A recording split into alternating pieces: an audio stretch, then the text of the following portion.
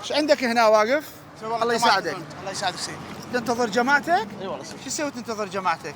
فلكة التكريت شو تسوي تنتظر جماعتك؟ والجماعه جاي من الرش. وين اجازتك؟ هاي سيدي. اجازة السوق؟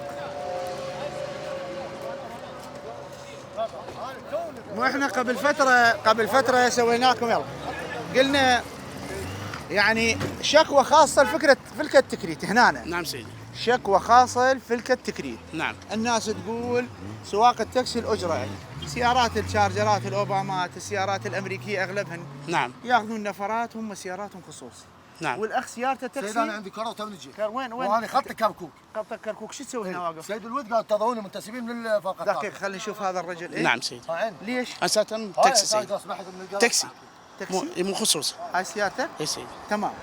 وليش لون هالشكل؟ سيدي والله من خلت هذا اللون. خطك وين؟ ناصر يا سيدي وجماعه جايين نفس الرشاد.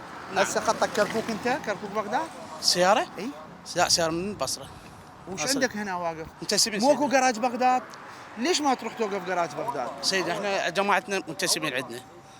يعني من هسه الرشاد. انت جاي تاخذ نفرات. نعم سيدي. تمام؟ نعم سيدي. نفرات مال غير ناس تاخذهم. نعم سيدي. هذا معناته انت مخالف القانون. نعم بس احنا حتى لو سيارتك اجره. نعم. زين سيارتك اجره، انا ما شايف سياره اجره برتقالي، شنو هاي؟ هو هذا اللون سيدي برتقالي مصفر. شلون يصير؟ والله ما اعرف سيدي هذا. هذا برتقالي مصفار؟ نعم. هذا هاي صايره صابغه مشمشي انت. مو يا انا صابغ. برتقالي مصفار يا دنيا هاي مشمشي انا هذا. مو انا صابغ سيدي.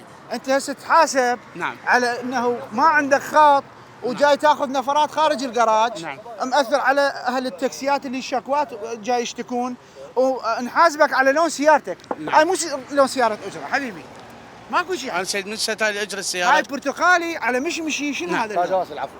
تمام؟ نعم سيدي. يلا